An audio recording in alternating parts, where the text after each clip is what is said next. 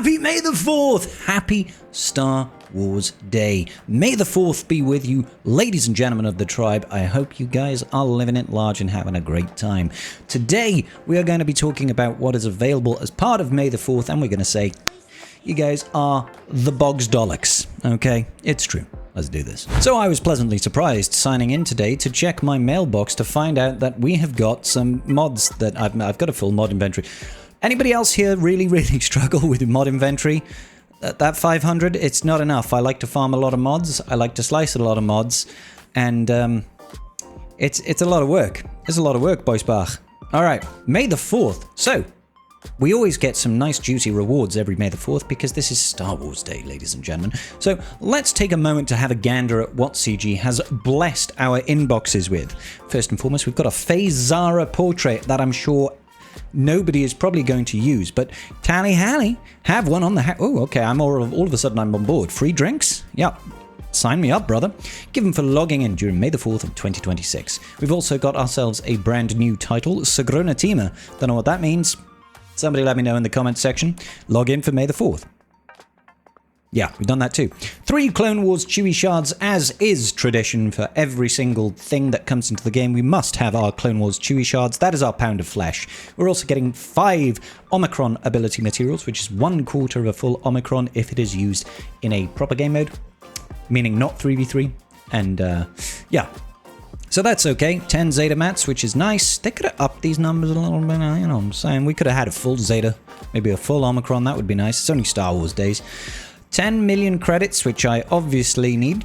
1 million fleet credits, which I obviously need. And then we've got some mod slicing mats. Now, there is only really, in my experience, there's like 2 mod slicing materials that you actually need. And it looks like the Mark II, they just didn't give you any. And that's like, it's just kind of an insult. It's like, why not give us the important piece, guys? We've got ourselves 5 corrupted signal data, which is nice. That's 1/3 of what you need to go to a Relic 10. This stuff is a pain. It's not that it's hard to get. It's easy to get, but it just takes ages because you have to farm signal data and then convert it. Or you have to spend an extortionate amount of your Mark III raid currency. So I'll take that for sure. Getting 15 of the flawed signal data is always nice, 20 of incomplete, and 50 of the fragmented. I like the signal data, even if it's not like the biggest, grandest numbers, it's still nice. Getting 3 server motors, I really don't care about server motors.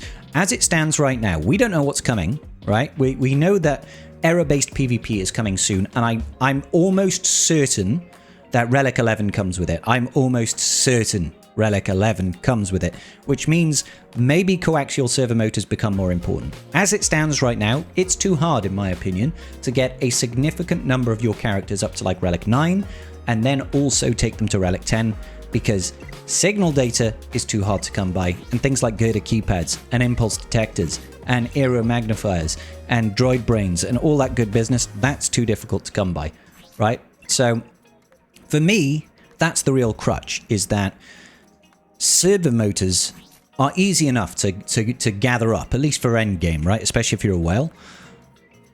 The rest of the materials are what's really holding us back. So I do still expect Relic 11 to come, because we need more Relic levels to make Relic Delta matter more, right? And I don't see how CG incentivize us to play Squad Arena, well, error-based PvP, Error Arena? It just doesn't sound very right. It doesn't roll off the tongue, right?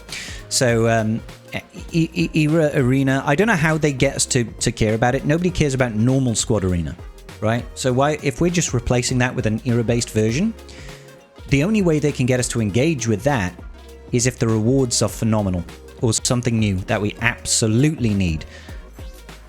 And giving us more servo motors isn't the solution.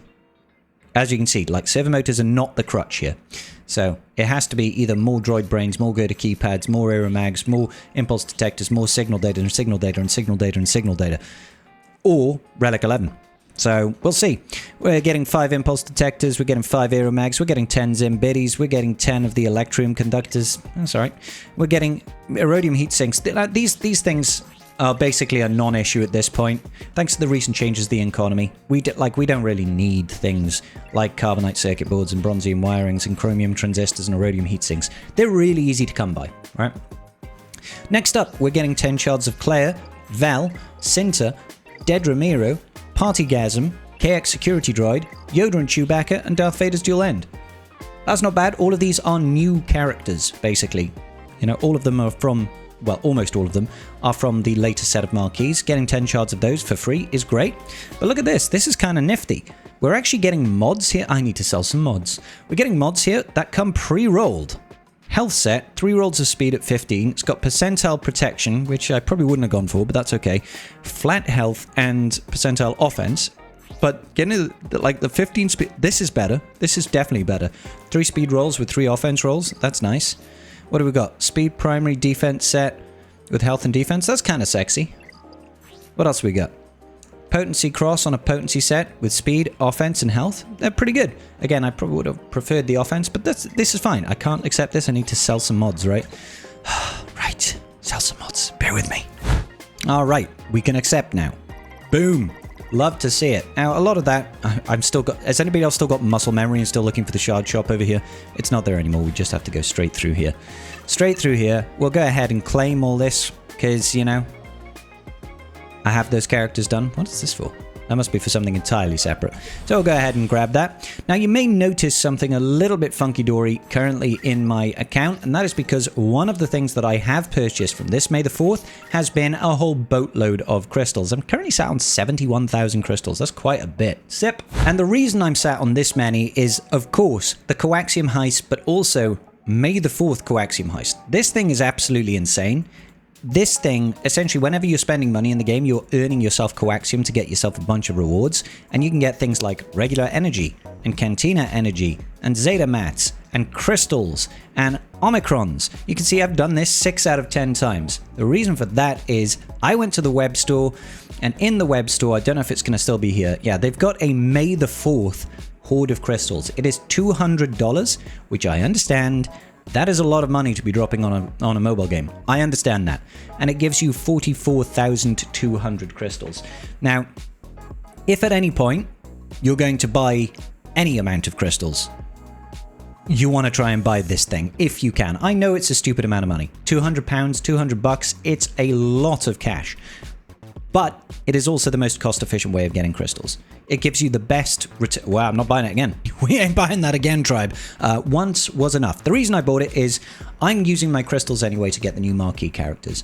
I always buy that Surge pack, which costs about 13,000 crystals per pull, right? So that will give me at least 3 marquees, essentially, up to 7-star. Now... did I have to do that? No.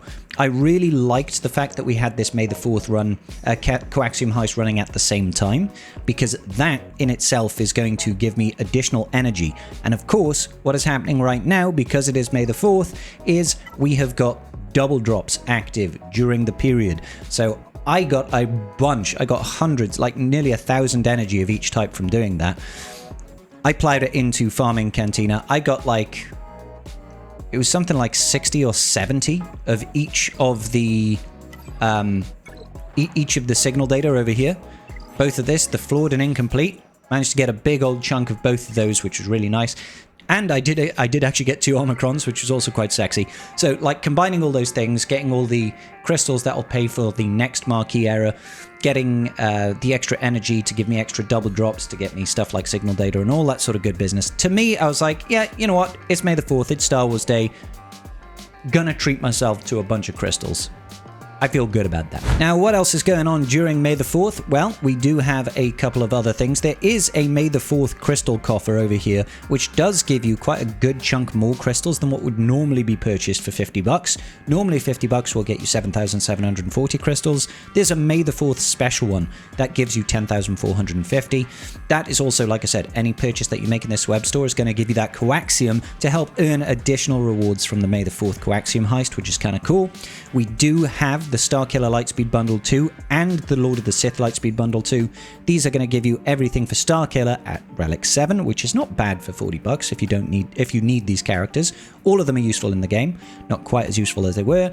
Starkiller right now is still incredibly valuable under either a Seer team or under a Stranger Maul team. And then you've got the Lord of the Sith Lightspeed Bundle 2. This one is for Lord Vader.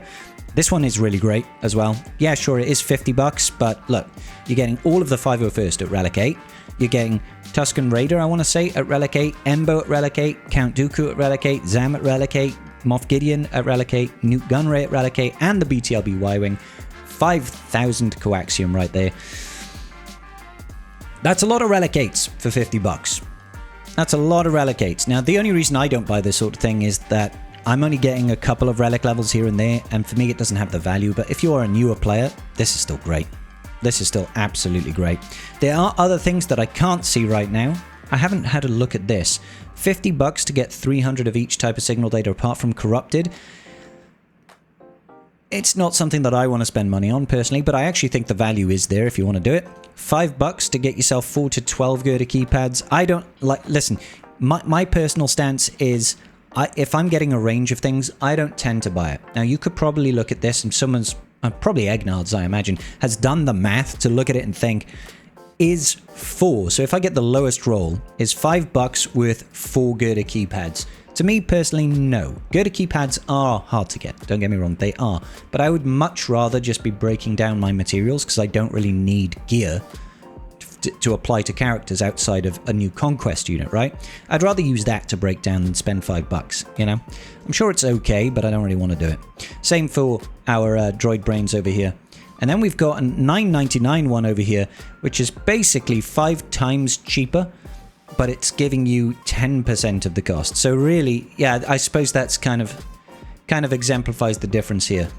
It's not exactly 10%, because obviously this one is 20%. This one is, I don't want to do the math on that. So what, 15%, and that one's 10%. So it's okay. This is probably something a little bit more palatable to someone like me, but I'm not going to do that regardless. All right, cool. The other thing that I wanted to bring up real quick over here is that the latest change, which obviously resulted in the snafu with everybody getting all the materials to go to not Relic 9, error level 95, has shown in Swigger.gg, who have obviously data mined all the information for the next error, it has shown how we get to the top level over here, okay? So it's shown the differences, and this does tie into the changes that are coming with the next journey guide, which is Rot of the Hutt, okay? So if you're interested in getting Rot of the Hutt, the levels are going to be slightly different. Before it was like 45, 55, 70 for the tiers. Let's just double check that real quick. So if we were to go into the Cassian Andor event and check out the unlock requirements, you needed to have error level 45 for tier 4. Oh, for the 4-star unlock, you needed 55 for the 5-star unlock, then you needed 70, then you needed 85, right? Actually, oh, do you? Yeah, I think you did need 85 to get to that last star.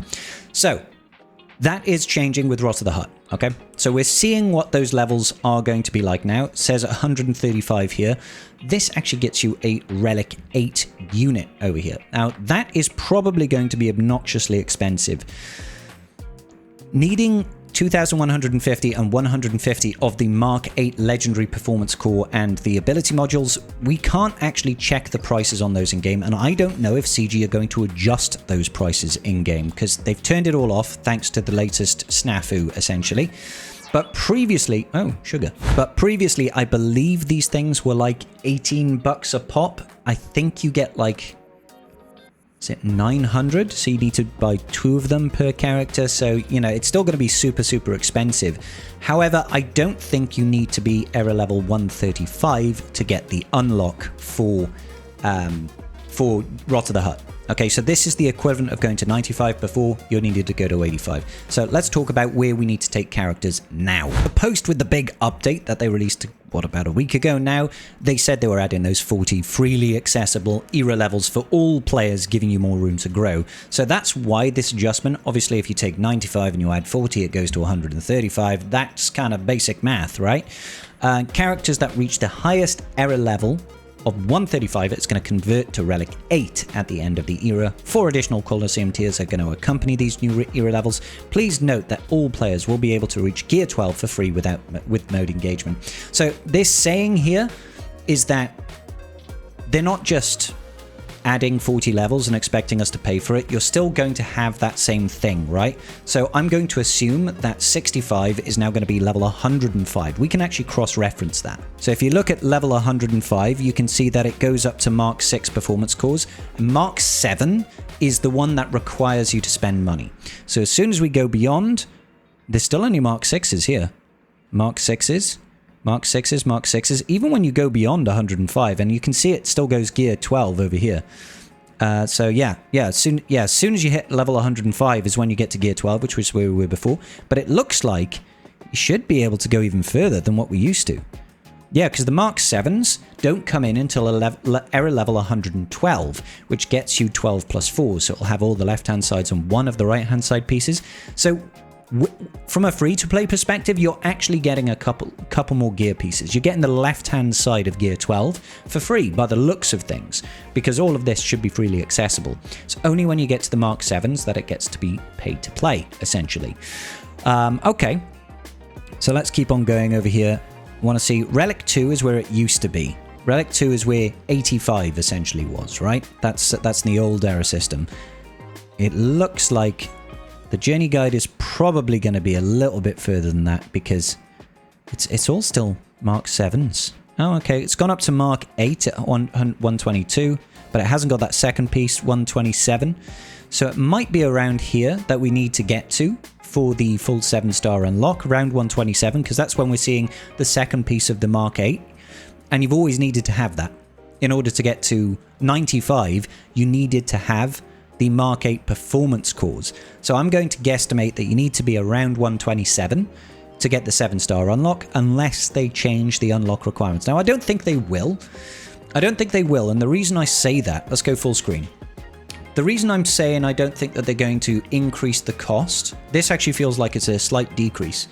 I don't feel like they're going to increase the cost is because we've already seen a drop-off in Journey Guide unlocks. Even though Cassian is very, very popular in terms of Star Wars media, and even though going into the second era, we know that getting a 4 or 5-star unlock for the Journey Guide unit gives you massive benefits for a lot of people in those light speed tokens, as well as the extra leveling materials that you get from it, right? As well as getting the character, and the character is required for the era battle. I'm talking about Cassian is needed for the upcoming era battle. Before we needed Maul for the 2 Maul era battles, right? Even with all that information, we still saw a drop-off in unlocks for Maul versus Cassian, or Cassian versus Maul.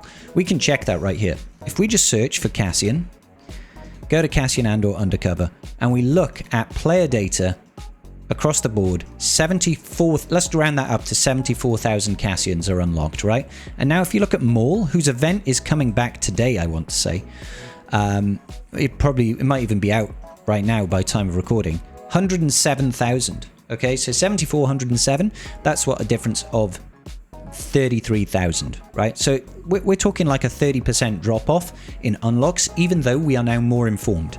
So I use that as a guider to say, I don't see CG increasing the cost, even though they're just giving us more relic levels for the same barrier.